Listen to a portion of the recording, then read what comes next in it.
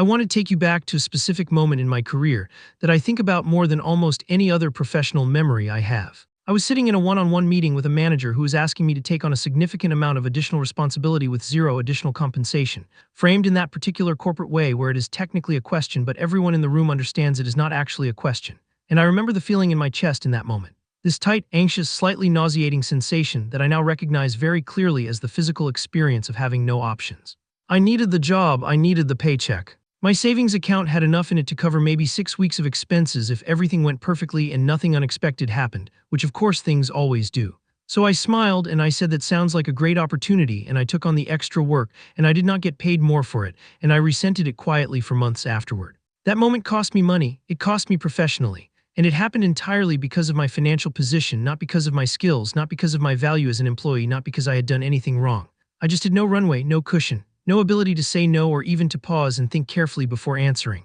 I was operating in pure survival mode, and survival mode does not negotiate well. Now I want to tell you about a completely different kind of professional moment that happened a few years later, after I had been deliberately building what I now think of as my walking away fund. Same type of situation. Manager, additional responsibilities, no mention of compensation, except this time I had $20,000 in a separate savings account that I thought of specifically as financial runway, not my emergency fund, not my investment account, walking away money. And the feeling in my chest in that second meeting was so different from the first one that it was almost disorienting. I was calm, genuinely calm, not performed calm, not fake confidence. Real, grounded calm that came entirely from knowing that if this conversation went badly, if this job turned out not to be the right place for me, I had enough runway to find something better without a financial crisis forcing me to accept the first thing that came along. I asked questions, I pushed back thoughtfully. I asked what the compensation adjustment would look like given the expanded scope. The conversation went completely differently than the first one. And when I left that meeting, I had a documented commitment to a salary review in 90 days tied to the new responsibilities. Nothing about my skills or my performance had changed between those two conversations. The only thing that changed was my financial position. And that financial position changed everything about how I showed up, how I communicated, and ultimately what outcome I walked out of the room with. Today I want to talk about the most underappreciated career tool in personal finance. Not your resume, not your network, not any productivity system or morning routine or professional development course. The $20,000 financial buffer and the invisible but incredibly powerful career transformation that comes with it. Subscribe right now if you are new here. Let's get into this. I want to start with something I call the scarcity trap, because I think understanding it at a psychological level is what makes the rest of this conversation make sense. When you are financially fragile, meaning your savings account has enough to cover maybe 1 or 2 months of expenses and the rest is just incoming paycheck being immediately redirected to outgoing bills, your brain is operating under what psychologists call scarcity mindset. And scarcity mindset does not just make you feel stressed. It literally changes how you think, how you process information, and how you make decisions.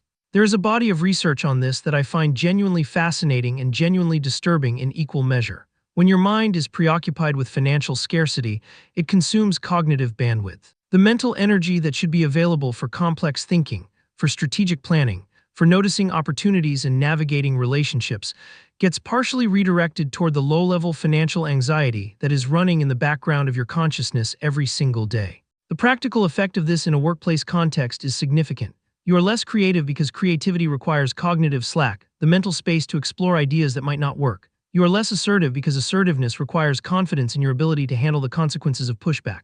And when you are financially fragile, the consequences feel catastrophically high. You are more reactive and less strategic because your planning horizon shrinks when your financial runway shrinks. Survival mode thinks in weeks, security thinks in years. And here is the part that I think is the most important and the most overlooked. Your financial anxiety is not invisible to the people around you at work, not because you are broadcasting it deliberately, but because it manifests in the specific way you communicate, negotiate, and carry yourself. Your manager, whether consciously or not, reads your behavior and calibrates how they treat you accordingly. The person who accepts every unreasonable request without pushback signals that unreasonable requests are acceptable. The person who jumps at every opportunity regardless of whether it serves their interests signals that their interests are not a factor in the negotiation.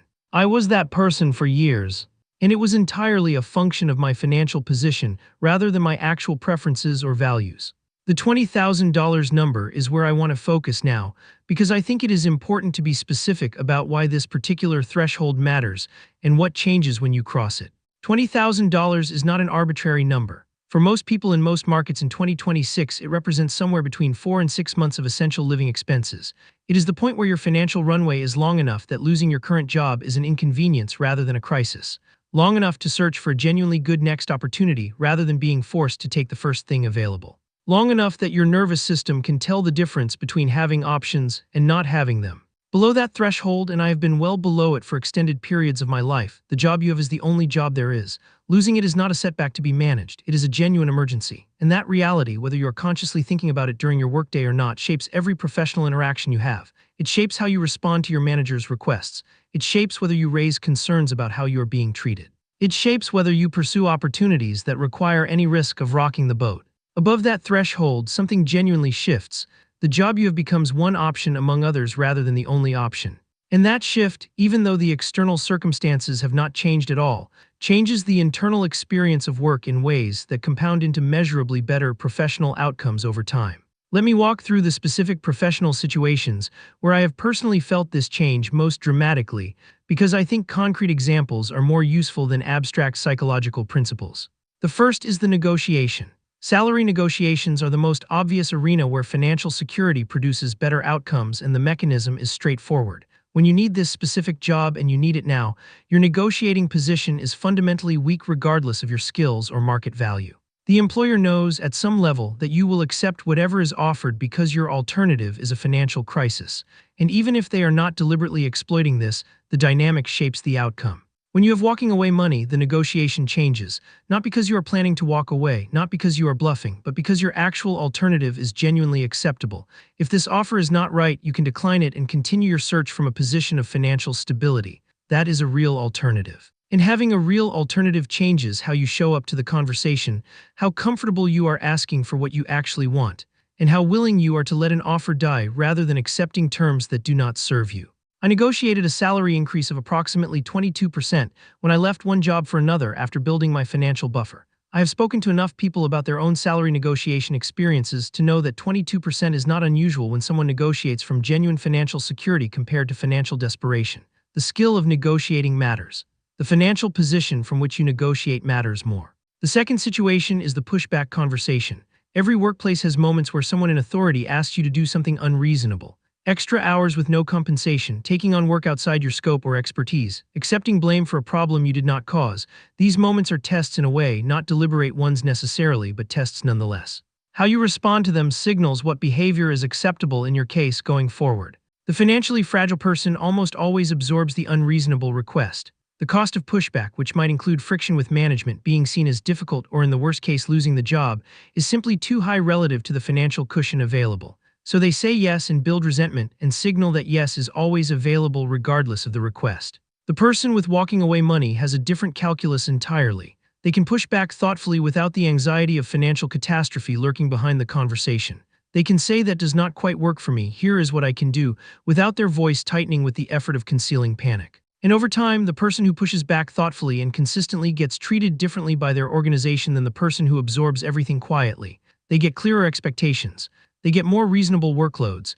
Counterintuitively, they often get more respect and better assignments because they have demonstrated that they have and enforce professional standards. The third situation is the opportunity recognition and pursuit that simply does not happen in survival mode.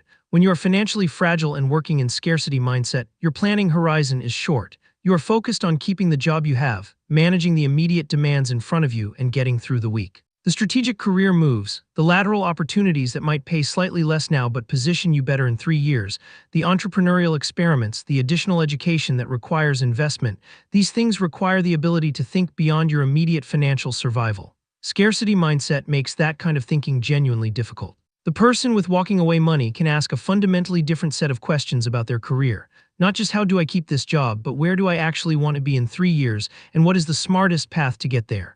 That is a different quality of strategic thinking, and it produces materially different career trajectories over time. I want to talk about how to build the $20,000 buffer specifically, because I think the how matters here, and I do not want to gloss over it with generic save more advice. The first thing I want to address is the sequencing question because I get it often. Should I build this buffer before or after I start investing for retirement? My honest answer is that if you have high-interest credit card debt, pay that first because the guaranteed return on eliminating 22% debt is higher than any return you are likely to get elsewhere. If your employer offers a 401k match, contribute at least enough to capture the full match, because that is an immediate 50 to 100% return on those specific dollars, depending on your match structure. Beyond those two priorities, I would build the walking away fund aggressively before going heavy on additional investments.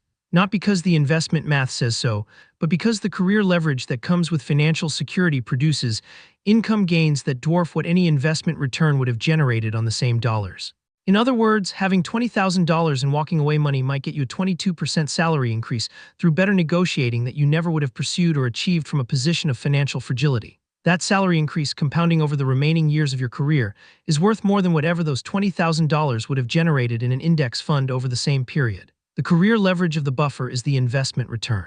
The second thing I want to address is where to keep this money, because it matters both financially and psychologically. The walking away fund should be separate from your emergency fund and separate from your investment accounts. Not because of any strict financial rule, but because of how your brain relates to money. It can see clearly versus money that is pooled together. Your emergency fund is for genuine emergencies. Your investment accounts are for long-term wealth building that you do not touch. Your walking away fund is specifically for career leverage. It is the money that makes you brave at work. Keeping it clearly labeled and clearly separate means you know exactly how much runway you have at any given moment, and your brain can use that knowledge to calibrate your professional behavior appropriately. I keep mine in a high-yield savings account clearly labeled with a name that reminds me of its purpose every time I see it. The naming matters. When you see $20,000 in an account called General Savings, it feels like money available for various things. When you see $20,000 in an account called Career Freedom Fund, it has a specific psychological weight and a specific purpose that keeps you from eroding it toward lifestyle spending. The third thing I want to say is about the threshold itself. 20,000 is the starting point of the effect I have been describing, not the ceiling. The psychological shift that happens at $20,000 compounds as the buffer grows. At $20,000 you have 4 to 6 months of runway. At $40,000 you have close to a year. At a year of runway, you can make genuinely ambitious career moves that are simply not available to the person with 6 months. You can start the side project you have been putting off because the financial risk of it taking longer than expected to generate income is actually manageable. You can take 6 months between jobs if you find the right next opportunity requires it. You can go back to school, do a certification program, or invest in skills that have a longer payback timeline. The career optionality that financial security creates compounds with the buffer itself. I want to close with something that I think is the most important and the most honest thing I can say about this topic. The version of you that shows up to work when you have zero financial runway is not the real version of you. It is a compressed, anxious, survival-oriented version of you that is making decisions based on fear rather than strategy. It is the version of you that says yes when you mean no, that accepts treatment you find unacceptable, that passes on opportunities because they carry any risk at all. The version of you that shows up to work with real financial runway behind you is much closer to your actual capabilities. Calmer, more strategic, more willing to advocate for yourself, more capable of the kind of long-term thinking that builds genuinely good careers. More likely to be seen and treated as someone whose professional standards matter. The difference between those two versions of you is not talent. It is not work ethic. It is not some personality trait you either have or do not have. It is $20,000 in a separate savings account with a name that reminds you every time you see it what you are actually building. The money is the tool, the career transformation is what the tool builds. Hit subscribe if you want to keep working through this kind of thing with me every week. Share this with someone in your life who is stuck in a job they resent because they feel financially trapped in it. The path out of that trap is rarely a dramatic leap. It is usually a savings account that gets funded month by month until the feeling in your chest before a difficult conversation at work changes from tight and anxious to calm and grounded. That feeling is available to you, it just has a price tag, and the price tag is $20,000. This is Dave, I will see you in the next one.